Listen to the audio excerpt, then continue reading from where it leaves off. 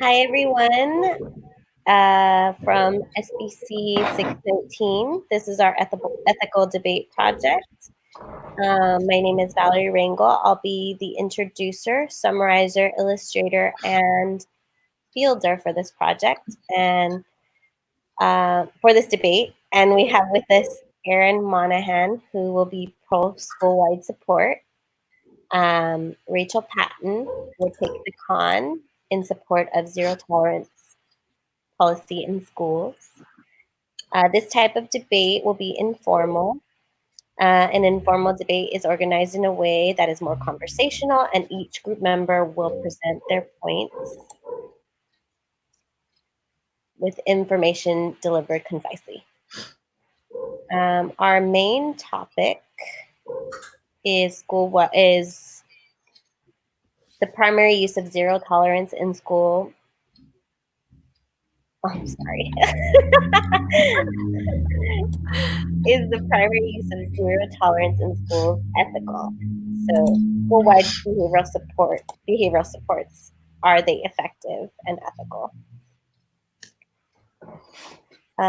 A background of general information is school-wide positive behavioral support is a systematic approach that allows the school to support student behavior using a more behavior analytical approach. As opposed to zero tolerance policy that results in expulsion or suspension. School-wide positive behavior support consists of a three-tier approach, with each tier appealing to the student body as a whole, a smaller group, and individualized plan tailored to the individual's needs. Warner et al. 2018. I have to figure out how to put these citations in because they're going to get really weird. Yeah. I think it would be maybe at the beginning, like of each one, we should move them to the beginning and say like, Wiener et al. 2018 said or states, and then go. Oh, okay. That makes sense. Yeah. Anyway, continue. The BCBA Ethic Code, which relates to school-wide positive behavior supports, is Code 101A, which indicates reliance on scientific knowledge. What is zero tolerance? Zero tolerance, according to oh my gosh. This one also doesn't have a date. We'll have to look for this one. Okay.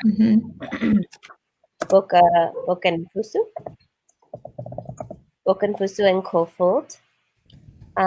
Zero tolerance is the most widely implemented and scrutinized school discipline policy in the United States.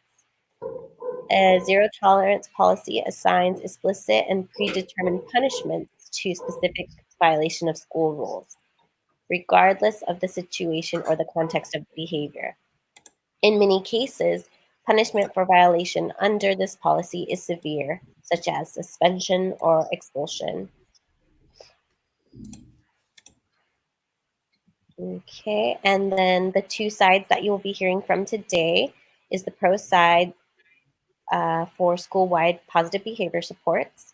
And school-wide positive behavior supports provides a more ethical way of addressing problem behaviors in school settings and preemptively addresses problem behaviors by reinforcing socially appropriate behaviors such as on-task behaviors, punctuality, and respect for educators and peers. The con side is in favor of zero tolerance and believes it is necessary to keep students and faculty safe when present with extreme or aggressive behaviors, such as self-harm or intent to harm others. It is necessary to keep schools in a safe place for students to learn and build meaningful relationships with their peers and educators. Zero tolerance, when used effectively, protects educators as well as the student body and fosters a safe and productive learning environment. So that was about like 5 minutes. Yeah. Okay. So at that point, should we have you just introduce like introduce me and then I'll start? Oh, yeah. Beginning with Okay. our first side of the debate, our pro-argumenter, Aaron Monahan, will provide you with some information.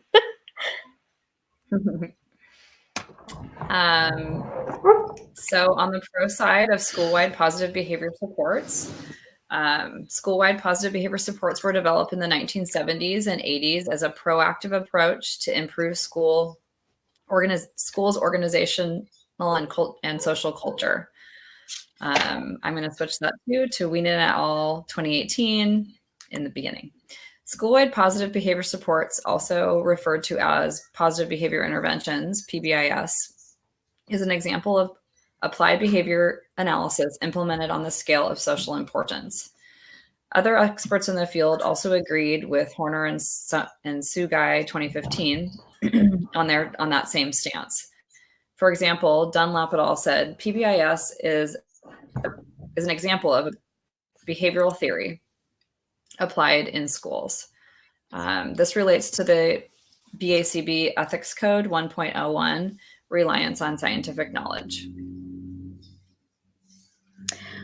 On the opposing argument, Hawken, Vincent, and Schumann, 2008, stated that zero tolerance policies are based on school office discipline referrals, which then they're used to assess their overall school culture and behavioral support needs. It varies across teachers as long as the inappropriate behaviors are defined operationally comprehensive and is individualized. Traditions of tiers are based on referrals and not directly on direct observations. School-wide positive behavior supports are a multi-tiered approach to behavior intervention in schools. The tiers are divided into 3 levels, and all 3 tiers approach behavior in schools using a preventative logic. Valerie will discuss this. We need to figure out our transitions. Right. Like at the end of it, maybe we should just introduce who's coming next. Like Valerie will go over the tiered approach using this visual. Here we have our 3-tiered model as indicated in the article by Wienen et al. 2018. The first tier, Tier 1, supports all students and is often referred to as the universal tier. Tier 2 supports smaller groups, more targeted groups that are deemed to be at risk. So this might be classroom-wide versus school-wide. The third tier approach is based on an individual need and intensive, and is often you will see as a positive behavior support plan for an individual.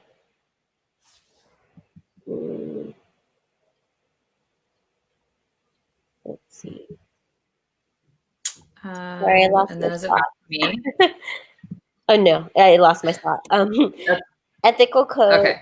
BCBA Ethical Code 2.9b indicates behavioral analysts have the responsibility to advocate for the appropriate amount of level of service to meet defined behavioral change and program goals. So using this 3-tiered model effectively can make a world of difference within your school-wide behavioral support plan or individualized behavior support plans. And then Raquel will go on with opposing argument. Okay, so is it possible to provide consistency using school-wide behavior supports? So providing a Tier 3 intense support is time-consuming and resource-intensive in nature and are only used on students who engage in the most severe problem behaviors or those who fail to respond to Tier 2 basic and modify interventions. This is based on Hawken, Vincent, and Schumann, 2008.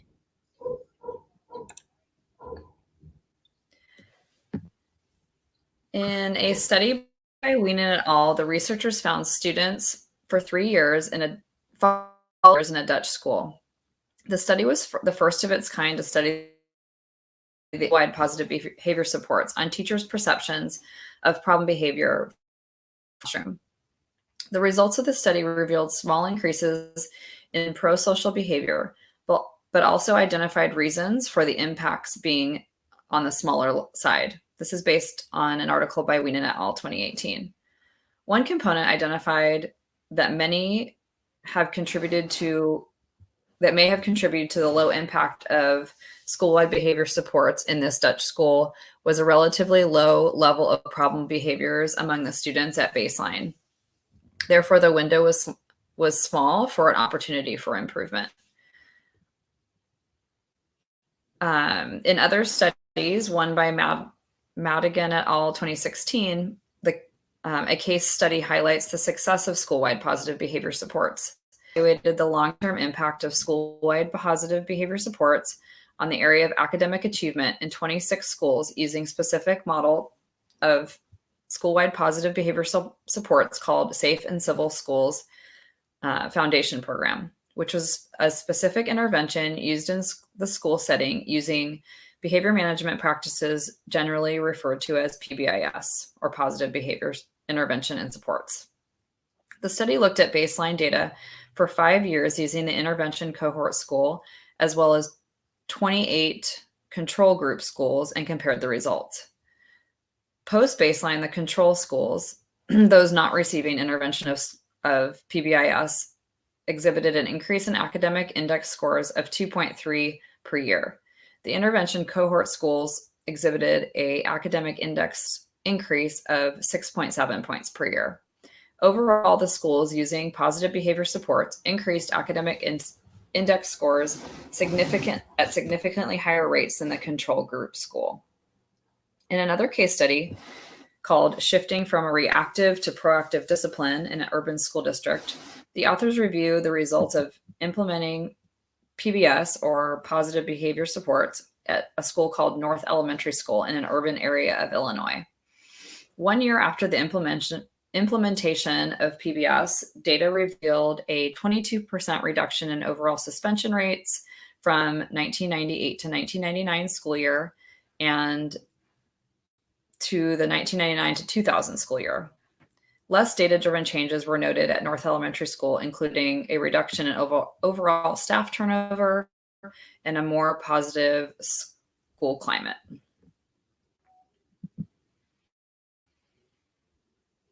Is this my? No, this is mine. It's the illustration. So, okay. Okay.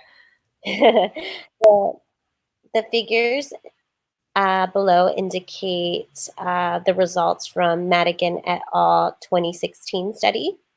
The following results show the intervention of foundations, which is the school-wide positive behavioral support plan, as compared to selected control groups that did not participate in the intervention of foundations and did not engage in formal training of positive behavioral support intervention.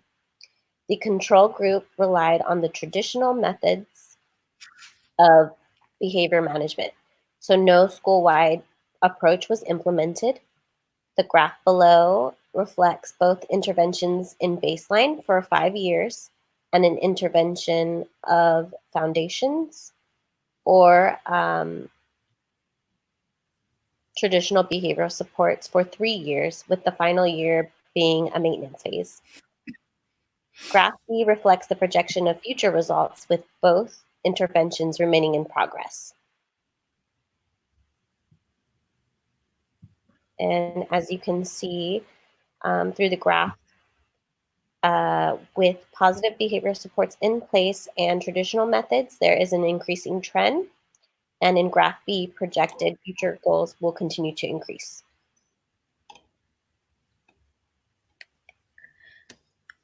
Okay, so these changes, zero tolerance changes began in late 1980s and quickly gained momentum, fueled in large part by rising of juvenile arrest, rates for violent crimes and climate, in which young people were increasingly seen as dangerous. And feeling the pressure to do something, Congress applied the rhetoric and intention of tough on crime laws to the school environment and passed the Gun-Free School Act in 1994. So this was taken from Fink 2020, where zero tolerance policies grew out of the Gun-Free School Zones Act of 1994, which then required districts to expel students who bring a weapon to school for no less than 1 year. However, the act narrowly defines weapons as knives, for instance, but they're not including other forms of this statement, and gives schools leeway to modify the punishment on a case-by-case basis.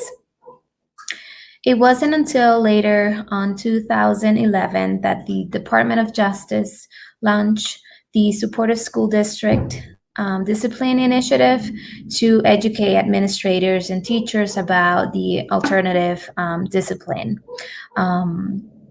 Alternative included a restorative justice and multi-tier behavioral health program, which are designed to help kids improve their behavior while keeping them in school.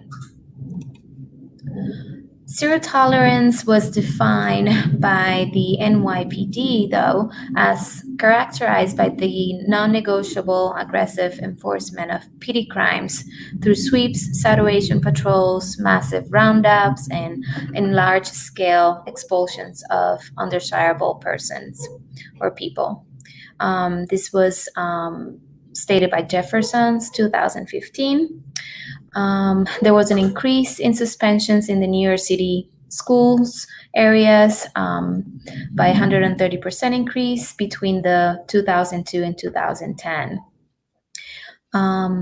There was also a minority of disabled kids that were 2 to 3 times more likely to be suspended or expelled in the article by Fink 2020, in which also 77% of public school students were suspended at least once in 2009.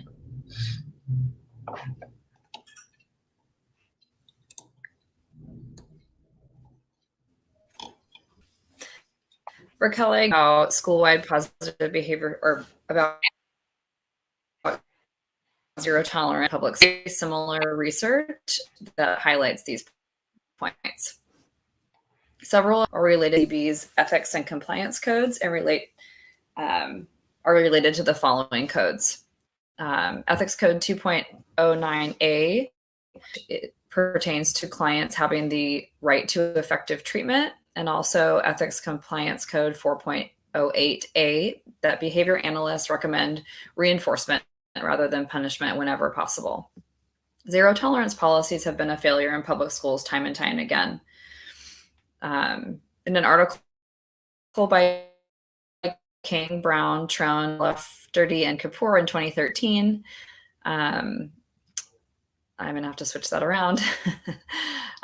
King, Brown et al. 2013 investigated zero tolerance policies, and the authors reviewed zero tolerance policies and their effect on students by reviewing and citing several empirically validated research studies. King and Brown state that cultures of discipline have changed profoundly over the past 25 years, and in many cases have become much more formal and rigid and severe punishment, and have been applied more broadly and without any consideration of case-by-case basis or giving any regard to the context of the situation. Beginning in the 1980s, zero tolerance policies began to take hold, and in 1994, the Gun-Free Schools Act of 1994 was mandated by Congress. As a result, a massive increase in high school suspensions and expulsion rates were seen. From 1973 to 2010, the rates of high school students being suspended and expelled from school increased by 40%. I'm going to have to define that compliance code. To further point that these zero tolerance policies are unethical, the article by Brown dove into the data to back why these policies are not effective and why they contribute to poor overall outcomes for students throughout their lives. Brown noted that results of one study in Texas by the Council of State Government and Public Policy Research that students entering the 7th grade, they tracked these students in several Texas schools for 6 years. They found that 60% were suspended or expelled at some point in middle school or high school. The majority of times, these expulsionary methods were used for only offenses that were simple violations and were not mandated under zero tolerance. So zero tolerance was actually being used for violations that it was never meant to be used for. It is only ethical to implement interventions that are effective, that keep kids safe, and that foster an environment that is conducive to learning. So far, no research on zero tolerance has demonstrated that zero tolerance policies actually make school safer or more orderly. This is reference from King, Brown et al., and I need a date on that.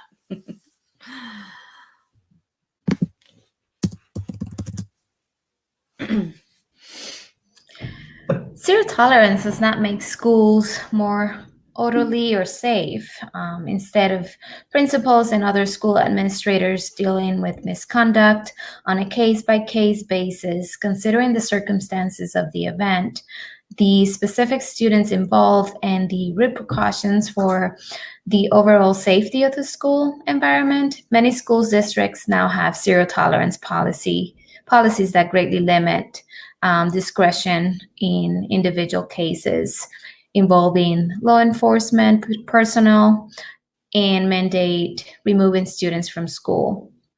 In addition, these policies generally require out-of-school suspension or expulsion on the first offense for a variety of behaviors, and initially instituted for possession of a weapon or illegal drugs, but now frequently also including smoking tobacco or fighting in school, according to Ken Brown, Throne, and Daftari, 2013.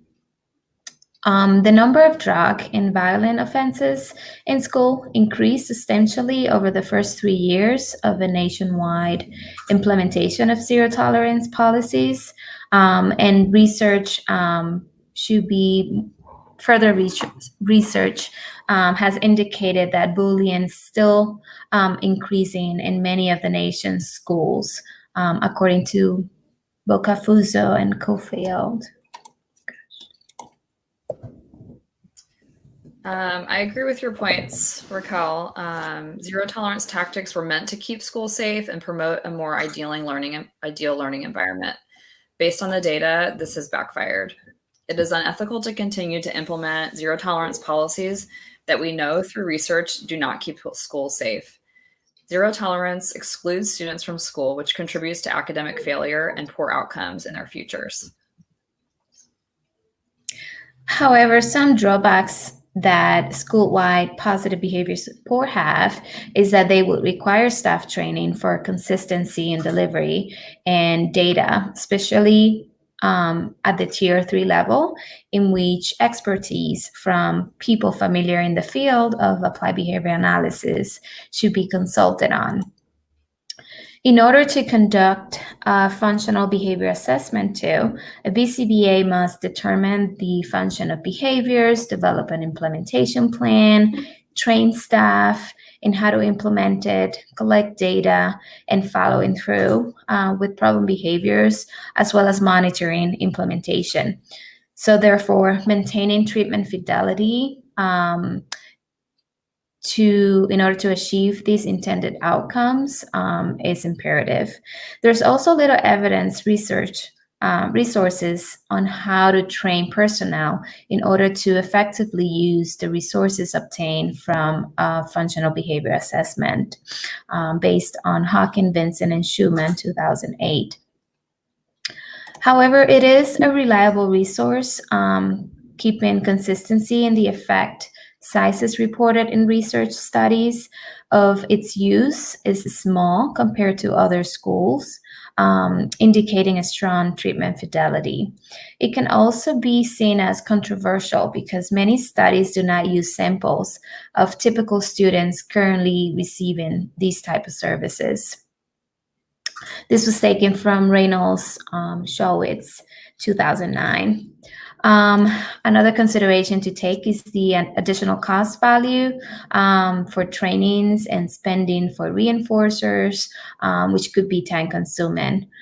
Although it is effective and individualized, consulting and development of plans range between 10 to 23 hours per student, not accounting for school personnel during implementation of the intervention.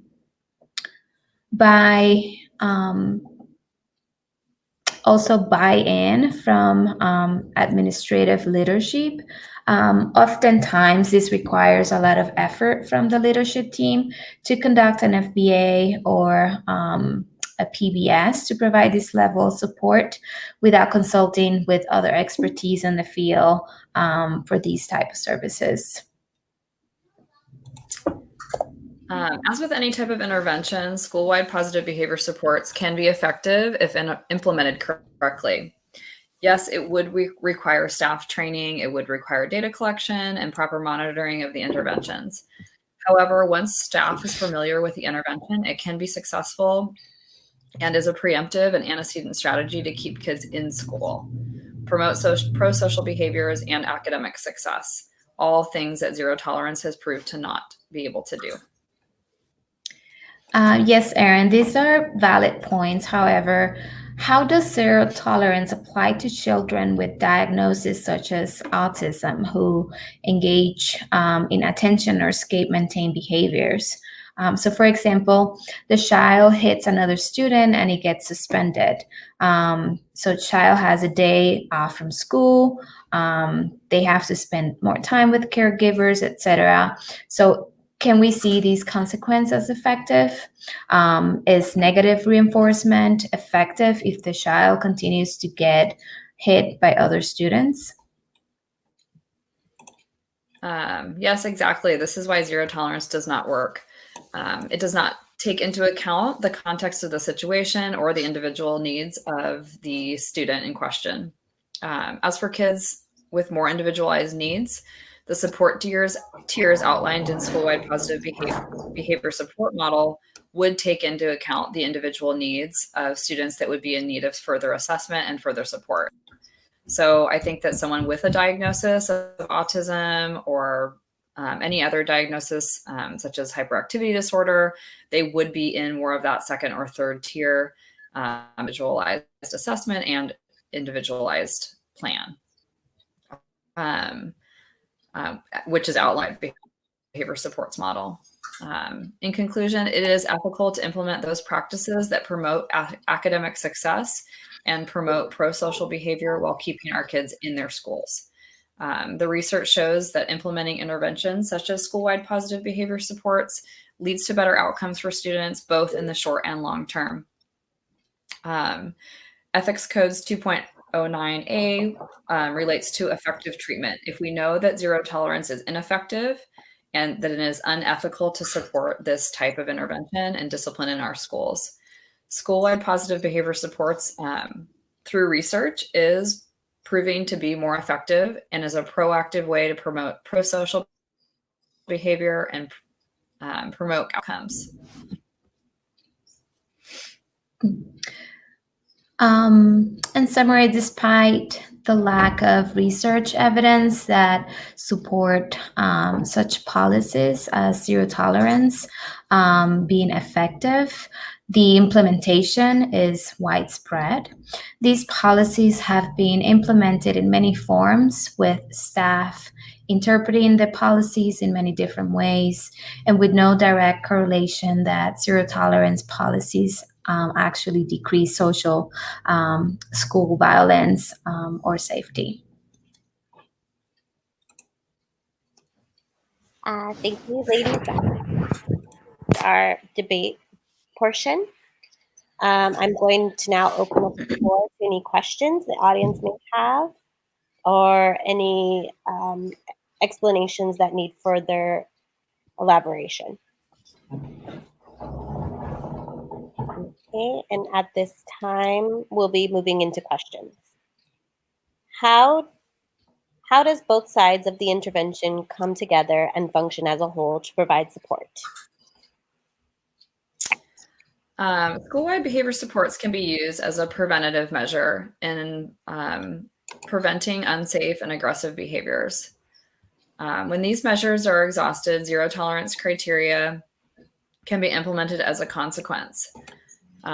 So in other words, if school-wide behavior supports are in place and a zero tolerance measure is also in place, severe behaviors that zero tolerance was meant to address in the beginning could still be used if needed, like repeated aggression, threats, bringing guns or weapons to school. Zero tolerance is a reactive approach, and school-wide positive behavior supports could still be utilized in schools to prevent those behaviors, and hopefully prevent zero tolerance from ever having to be used.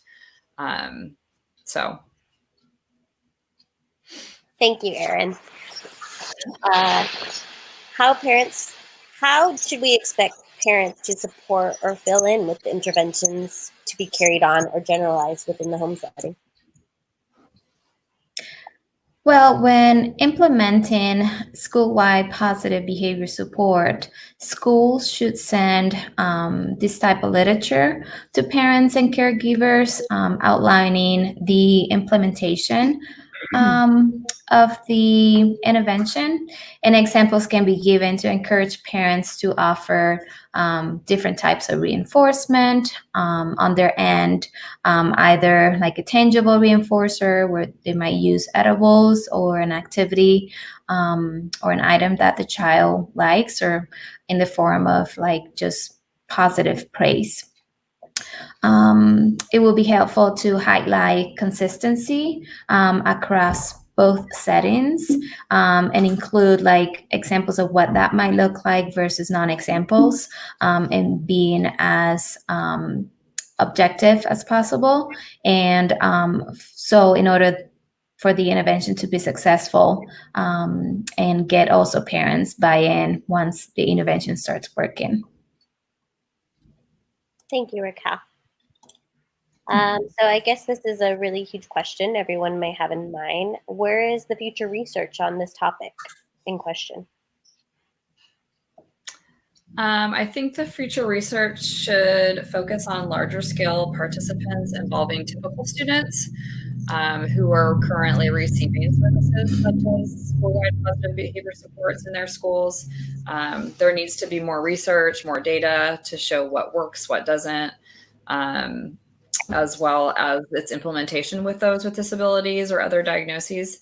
It will look different to the typical classroom setting as opposed to, the tier 2, tier 3. And we just need more research and more data to show its success. Thank you, Erin. Have zero tolerance policies helped to create a school to prison pipeline, as many people have argued? Well, psychological research has suggested that suspension and expulsion are likely to further reinforce this type of negative behavior by denying students opportunities for positive socialization in school, and nurturing a distrust of adults, both of which inhibit adolescent development. So as behavior analysts might have under their code of ethics, like using basically like using all types of positive reinforcement before we move into like a negative reinforcement. It's always our first source of implementation. So I would think that initially using this type of negative reinforcement as suspending kids, it's really not teaching them how to behave or how to interact with other people, and in not engaging in these behaviors. Thank you, Raquel. So another question that might come to mind would be if the cost outweighs the benefits, are the alternatives to zero tolerance that more effective?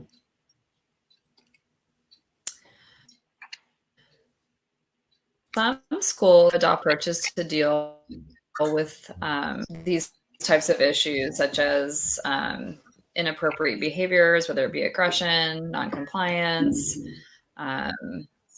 assignments, bringing forbidden things to school. Target social education, and targeted behavior supports for students who are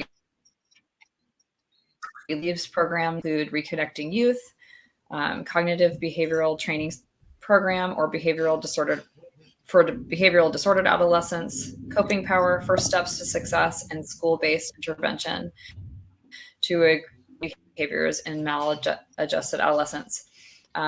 So yes, I believe that the costs outweigh the benefits. I would believe that the benefits outweigh the costs, and that there will be more cost involved in school-wide behavior supports as opposed to zero tolerance. But the long-term cost of using zero tolerance has proved to be greater than initially implementing something that may cost more upfront. Thank you, Erin. Thanks everyone for joining us in weighing the options of zero tolerance versus school-wide behavior support interventions. I hope that this debate gave everyone enough information to make informed decisions on their stance between the two. And that's it. What do we think? So we just hit like 36, but I feel like there are some things that we could have extended a little more. So maybe the introduction. And then I also have a question for both of you guys, because I'm trying to think of where to apply summaries. Should it be after each argument, kind of, summarizing your guys' points, clarifying a little? Yeah, so that's what I think I will go back to mine and put like kind of because a lot of it's just like researched information. Yeah. So after each of my points, I'll probably put like a little, like maybe a couple bullet points summarizing where I can sound like I'm more talking about it than reading. Well, the summary part would be mine. So I would just take like album summaries. Yes, and summarize that. Okay, gotcha. I'm trying to figure out if it should be after each point. So you state a point, Raquel states a point, and then I summarize between the two. Okay. Yeah. I think that was the best. Yeah, that's the best. Okay. And is that's starting from the beginning, right? Because your arguments just they jump in. Correct? Yeah. They kind of do. Okay. Yeah, they kind of jump into it. Okay. Yeah. So I'll just leave myself little notes to summarize. Okay. So I think we're kind of keeping a good outline. So like 5 minutes for introduction. The debate was about 25, and like 7 minutes of questioning and answering and kind of closing. I would like to clean up a little bit the debate part of it so that it's a little bit more fluent. And kind of moving a couple things around, but still following the same outline. I will definitely like reread my points so that I'm able to kind of not just read them, but be able to like interject a few more points, like just in normal. You guys both have some really good ad libs within there. I feel like that kind of helped give it a more natural flow to it when you started adding like the examples. That was really nice. In reading over it. Oh, go ahead. Sorry, go ahead. In reading through it just that one time of doing doing this read through, through it a few more times, I think we'll both be able to do that a little bit more, just to feel comfortable with the content. So, Agree. Okay, I have a couple notes here that I think we can also add to the outline, Valerie. So like things to look into, so like transitioning, just to give it a little bit more meat to that outline. Also, don't we have, because right now we're showing all three of us on the screen. Don't you have that button there that just puts the one person that's talking at a time? Okay. There's that one. There's that one. Okay. Do you want that one? Let me see. If I start talking, it's only you. I see. Oh, I'm trying to see. Oh, go ahead. Start talking. I just wanted to check, see if no, it doesn't It switch. doesn't switch. No. I wonder. So that might be something you might be doing manually so that it's not showing all three of us. What do you think? I know that since we're looking at the, Sorry, I'm playing with it. all three is okay, or whoever's talking to be bigger and the other two people to just be to the side. I think that they did have people on screen, right? Okay. I don't know why it doesn't toggle between, like, when somebody talks, their screen will get bigger. Right. That would be helpful. I wonder. Oh, let me see. Hold on. Haha. I did it. You did? I did it. Erin, you want? Oh. So, yeah, it doesn't toggle with your voice. It would be something I would have to do manually. So if I know your part is coming up, I can switch your screen. Yeah. And the other part I was thinking about is I know that like we see it, so we know like this is an opposing argument, like, but the listener, I feel like we should, each time it switches, that we should probably have Valerie say like opposing argument. Just a simple like one-liner, like, okay, Erin, do you have like what is your opposing argument to that? Yeah. Or Erin will let us know more. I don't know. It just like, instead of us just switching back and forth, like could get a little bit confusing. Or like Erin will tell us more about that, or what's your opposing argument? I don't know. Something in between the two of us, or else we're just kind of talking. But I mean, what do you guys think? So would that make Raquel opposing argument? Because then I could just say opposing argument. Yeah. And then it indicates it's Raquel's turn. Yeah, that's fine. Okay. Side or con side. Okay. That works. I can. Just so the listener knows like who's talking. Like, is this a con side or it's a pro side? Like, because I think it can get kind of muddled a little bit.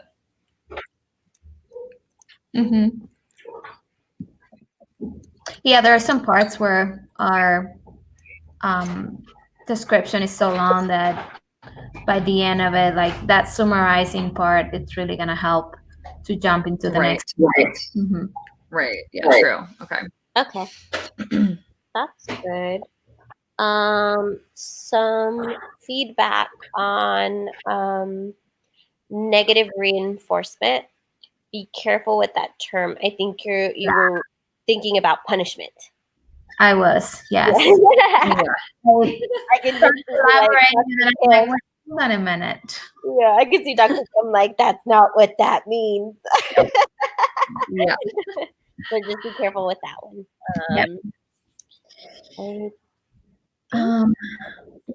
I think the question is at the end really brings it all together. So I really like that end piece. Yeah, the couple points that we go back and forth at the very end, just to kind of like sum it up, is good. I'm gonna put here. Gotta add some more here. Okay, Valerie, do you have that outline somewhere? I'm trying to find it. The outline? Yeah, the log that was submitted. Oh yeah, it's inside the log folder. It says number 3. Okay. I feel so productive. Yeah. I'm a little bit unsure of what the transition here is with the 3-tier model visual. So there's Erin. Are you at this point you're just introducing the 3-tier approach? And then I go into the illustration part of it. So this is not part of the Right. art. I mean, it kind of is. It's just showing like what the tiers are. So I don't know. I mean, I can. I mean, no, it's fine. It's I'm kind of just giving the background, like the background on what it is, before we get into like a real true like argument. Oh, okay. I'm just wondering where to put my summarization, and I found it. It's right up. Okay. Yeah.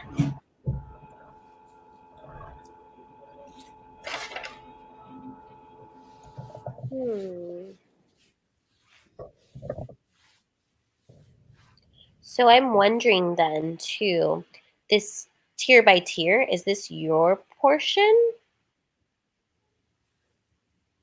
Oh, the tier by tier. Let me see. Yeah. That's what I was kind of wondering too. I think it is. Mhm. Because I was thinking if I'm doing the illustration, I'm kind of showing the tiers. Yeah, because it's kind of going to be redundant if I then just go over it after that.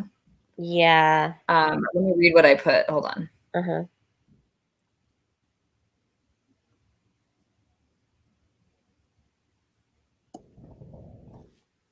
Okay. Well, I did go into the ethics code, but you can do that because I mean, if you're going over the the visual, it makes sense just to have you do that part. Okay. Yeah. And then Raquel will go into her opposing. And then Yeah. I'll summarize 3-tier versus school-wide approach. Because I think Raquel here is countering that 3-tier support is intensive and time consuming. Okay. Mhm. Okay. So oh, that's me. Okay. I think the visuals kind of throw everything off. Yeah, and we can, I mean, I don't know what you guys think about because it's going to be interesting to try to, I don't know how, I guess we would share our screen with the PowerPoint. We also could make, How did it look when I shared the screen? Well, what's that? How did it look when I shared the screen? It didn't take up the whole screen, right? You could still see us. Well, I can you only can still see myself right now. Let me try share screen and see if I can toggle between both. Because we're going to be screen sharing the entire time in order to show our visuals. Yeah, because we could just put the visuals on a document where it's just visuals instead of having words on there too. Mm-hmm. Because you can see them. You can see the like all the outline too.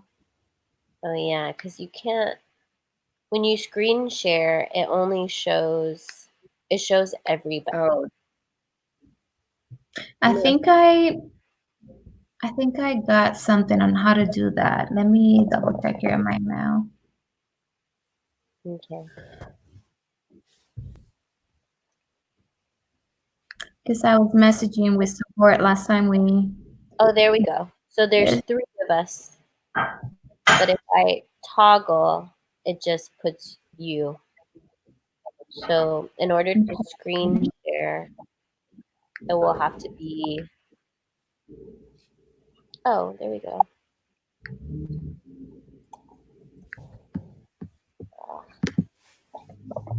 Even that, there would be more toggling. Okay, so this would be something to figure out on the next one. So there, you are able to screen share with your just one person and the screen, but when you toggle, so if I picked Raquel there, I'd have to. No, it goes back to me. because I'm the owner. Okay.